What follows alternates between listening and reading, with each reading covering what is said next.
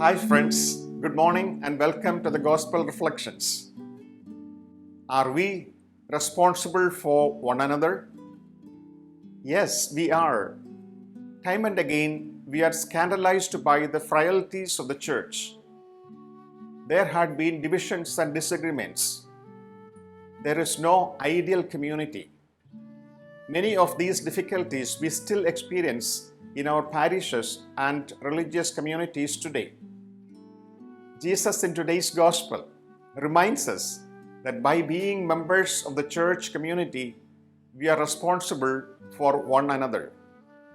If there is a dispute between two members of the church, Jesus outlines a procedure for settling such matters fairly in today's Gospel. The victim should privately address the offender and attempt to resolve the dispute without outside involvement. If that fails, then the victim should follow the rest of the procedure mentioned in today's Gospel. Pope Benedict XVI reminds us that correcting the behavior of those gone astray is an essential part of Christian life. It's moved by love for one's brother or sister. Caring and loving behavior are the main ingredients in correcting one another. We know that correction is never an easy task.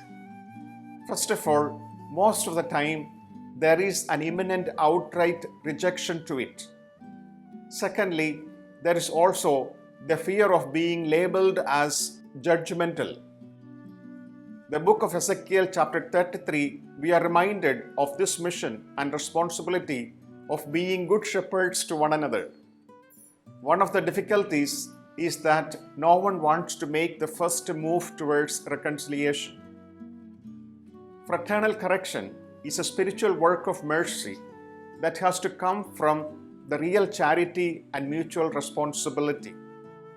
So if my brother or sister sins against me, I must use loving approach towards him or her and first of all speak to him or her personally, pointing out that what he or she has said or done is not good.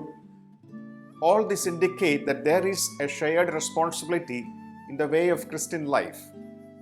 Each of us, aware of our limitations and defects, is called upon to welcome fraternal correction and to help that come from others.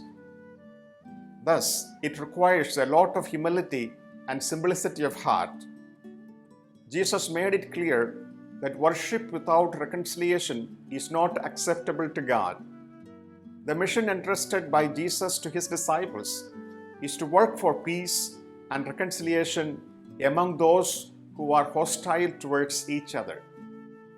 They need to be peacemakers in the midst of conflicts.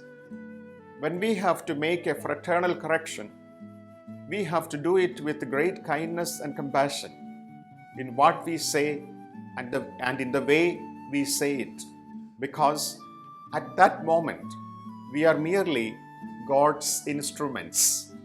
By doing so, we are helping our brothers and sisters to return to the path that leads them to God, the path to holiness and the path to salvation. Thank you for listening to God's Word. This is Father Mathew, Mission Director, FRCPhilippines. Remember, the family that prays together stays together. Wish you a grace-filled week. See you again next week. Bye for now and God bless.